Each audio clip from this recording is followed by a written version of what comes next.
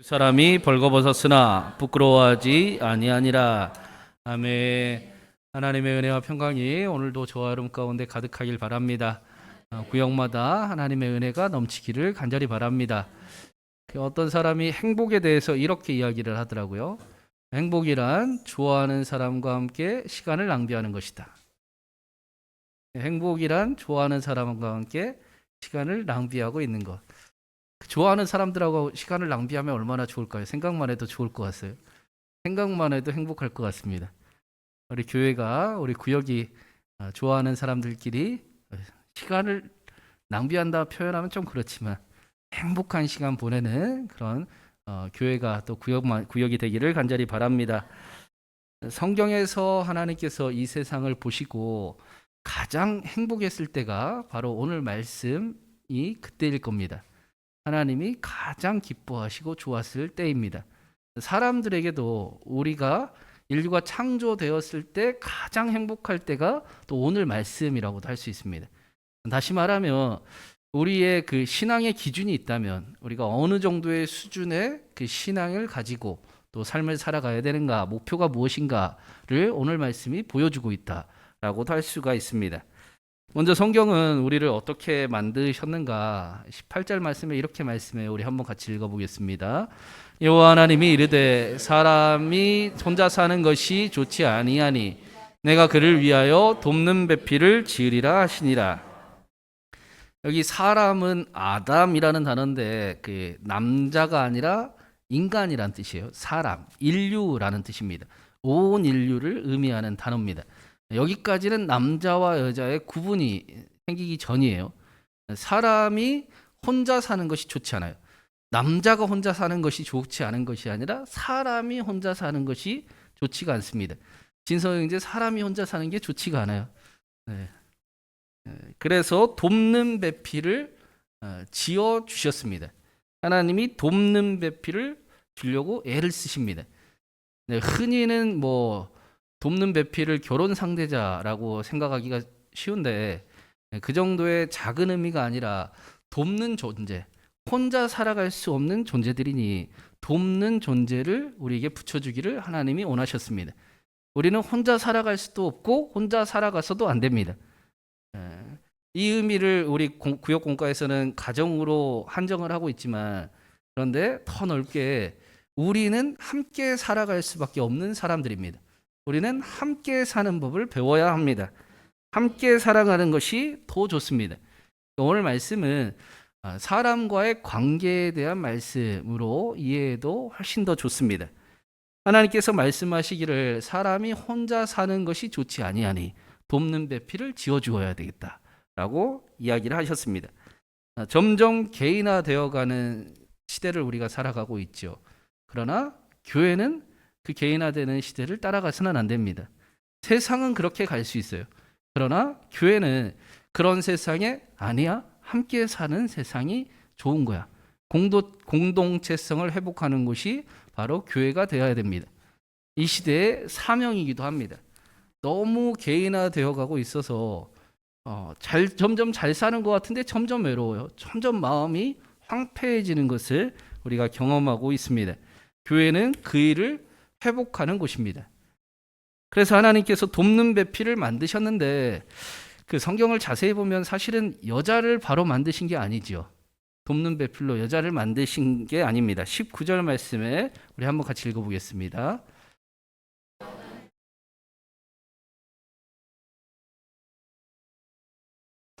아담이 무엇이라고 부르나 보시려고 그것들을 그에게로 이끌어 가시니 아담이 각 생물을 부르는 것이 곧 그 이름이 되었더라. 하나님께서 이 사람에게, 남자가 아니라 사람이라고 했습니다. 사람에게 돕는 배필을 주어 주시려고 각종 들짐승과 새를 지어서 아담에게 가져다 주셨어요. 아담이 이름을 뭐라고 짓나라고 보셨으나 그러나 그 중에 돕는 배필이 없었습니다. 아담에게 마땅한 돕는 존재가 없었습니다. 처음부터 여자를 만드신 것이 아니라 사실은 동물을 만드시고 돕는 존재가 되게 하시려고 하셨습니다. 그래서 특별히 애완동물 중에 강아지를 되게 많이 좋아하잖아요. 그 외로운 분들은 그 우울증이 있으면 강아지가 좋다고도 하고 또 그 때로는 개가 사람보다 낫다라는 이야기도 하고 그게 또 맞을 때도 있음을 경험하기도 하는데 그만큼 인간관계가 무너진 시대를 우리가 살아가고 있습니다. 그 일을 회복하는 일이 예수 그리스도를 믿는 신앙입니다. 그걸 예수님은 거듭남이라고 하셨잖아요. 거듭남의 그 모습이 오늘 말씀에 딱 그 모습입니다. 처음 모습 그대로, 처음에 태어난 대로 하나님이 가장 기쁘고 하나님이 가장 소망이 되고 하나님을 위해 살았을 때, 그래도 충분했을 때 그때의 모습으로 태어나는 것, 그 모습이 오늘 말씀이고 거듭남이라고 말씀하십니다. 그런데 20절에 보니까 동물 중에는 말씀드린 것처럼 아담이 원하는 도울 수 있는 존재가 없습니다. 여기서 돕는다라는 것은 일방적으로 돕는 것이 아니라 서로 돕는 존재라는 겁니다. 그래서 하나님께서 아담을 잠들게 하시고 갈빗대를 우리가 잘 알듯이 취하시고 하와라는 여자를 만드셨습니다. 그러자 이 아담이 뭐라고 합니까? 우리 23절도 한번 읽어보겠습니다. 아담이 이르되 이는 내 뼈 중에 뼈요 살 중에 살이라. 이것을 남자에게서 취하였은즉 여자라 부리랴. 수많은 돕는 배필을 가져다줘도 눈도 깜짝하지 않던 아담이 여자를 보더니 이는 내 뼈 중에 뼈리요 내 살 중에 살이라. 이 사람하고 나하고 하나이다. 이 사람이 나이고 내가 이 사람이고 내가 너 안에 네가 내 안에 있습니다 라고 하는 닭살스러운 멘트를 날립니다. 창조되자마자 아담의 말을 들은 하와가 얼마나 놀랐을지 깜짝 놀랐을 것 같습니다.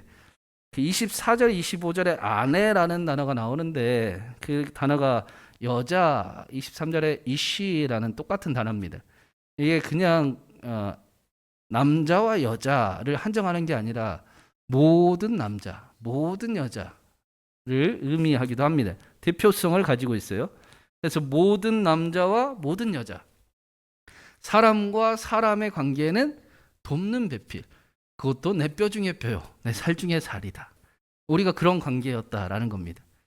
또 그런 관계를 우리가 향해 나아가고 있습니다. 교회가 그 일을 연습하는 곳입니다. 그래서 좋아하는 사람들하고 함께 시간을 낭비하는 교회가 너무 행복합니다. 집에 가기가 싫습니다. 점점 그렇게 돼가고 있죠. 집에 가지 마세요. 어떻게 하면 주일에 집에 보내지 않을까 제가 고민을 열심히 하고 있는데 하여튼 행복한 신광교회가 되어가고 있는 줄로 믿습니다.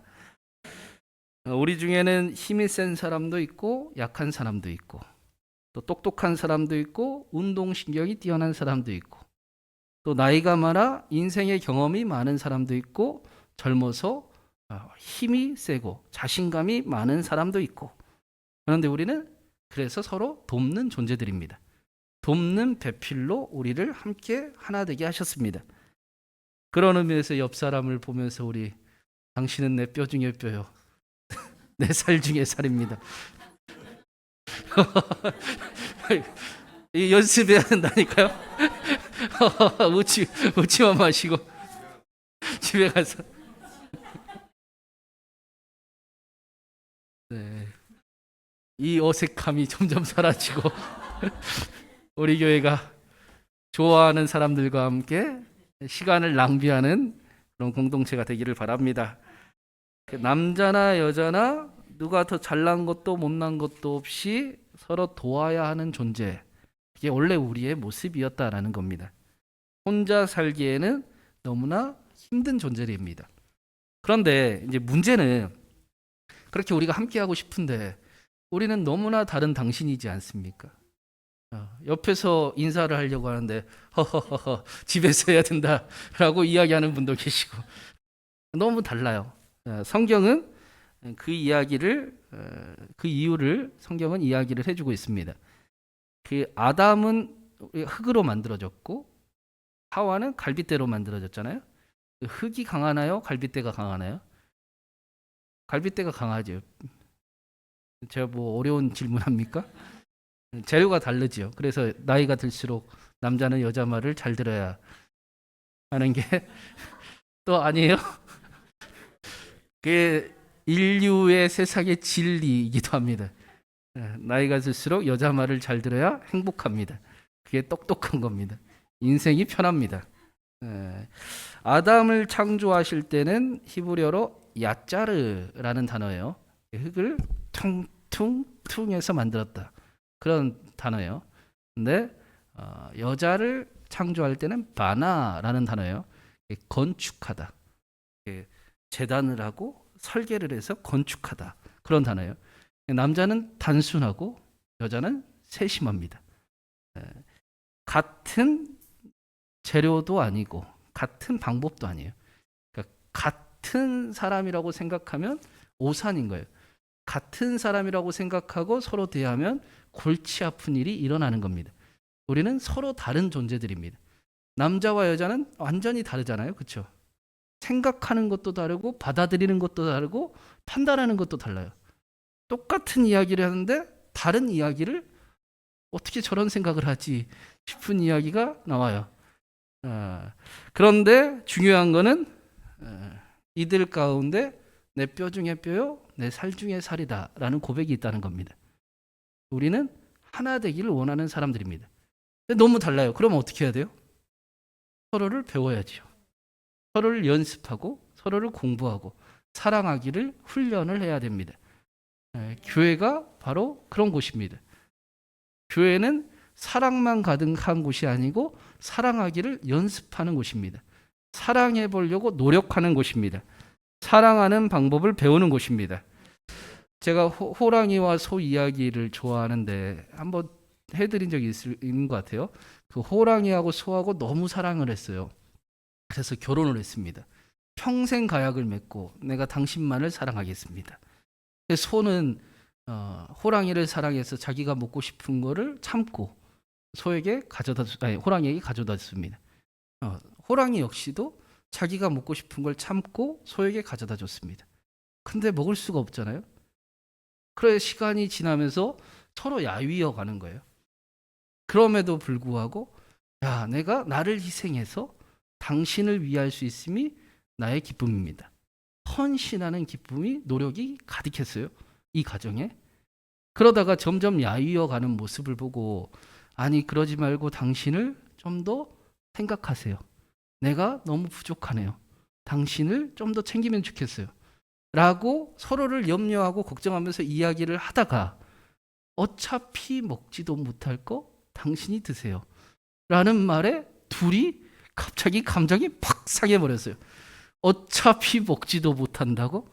내가 너를 위해서 얼마나 애를 썼는데 내가 당신을 위해서 먹고 싶은 것을 안 먹고 내가 이렇게 있으면서 그렇게 당신을 위해 헌신했는데 그렇게 이야기할 수가 있습니까? 우리는 끝입니다. 하고 서로 헤어지면서 가는데 똑같은 말을 합니다. 나는 당신에게 최선을 다했습니다.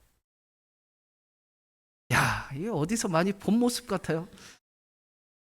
네. 서로의 참을성에 한계가 생겨서 끝내 다투면서 하는 말이 서로를 위해 사랑했는데 나는 당신에게 최선을 다했습니다. 하고 헤어질 수밖에 없었습니다. 우리는 꼭 남녀 간만이 아니어도 서로 너무 다르잖아요. 같은 이야기와 다른 이야기, 같은 단어를 다른 말을 하며 우리는 살아가는 존재들입니다. 굉장히 아름답고 보석 같은 귀한 모습도 있지만 그러나 그 안에는 또 자신을 바라보는 자신을 또 사랑하고 싶어하는 모습도 있습니다. 그래서 우리는 서로 알아가는 연습을 해야 됩니다. 우리가 서로를 이해하지 못하고 서로를 인정하지 못하고 나만의 사랑을 하면서 살아가면 우리는 무인도에 살아갈 수밖에 없습니다. 최선을 다하는 무인도에 갇혀 살 수밖에 없습니다. 나 위주로 하는 최선, 상대방을 보지 못하는 최선은 끝내 상처가 될 뿐입니다. 최선이 최선일수록 최악을 낳고 맙니다. 우리는 재료도 다르고 또 방법도 다르기 때문입니다. 그래서 우리가 어떻게 해야 되는가? 오늘 말씀엔 그 방법도 알려줘요. 우리 마지막으로 25절 말씀 같이 마지막으로 읽겠습니다. 아담과 그의 아내 두 사람이 벌거벗었으나 부끄러워하지 아니하니라. 두 사람은 벌거벗는 삶을 살았습니다. 아담과 하와는 창조의 모습이 어떤 모습이었느냐? 벌거벗는 모습이었습니다. 여러분, 그 벌거벗다가 그냥 순진함, 부끄러움을 모른 그런 정도의 이야기를 하는 게 아닙니다. 우리가 서로 벌거벗을 수 있을 때는 사랑할 때밖에 없습니다. 사랑하지 않으면 벌거벗지 못합니다. 그런데 사랑해서 벌거벗으면 그 둘이 하나가 됩니다. 오늘 말씀에서도 둘이 하나가 되었느니라 라고 말씀을 하고 있습니다.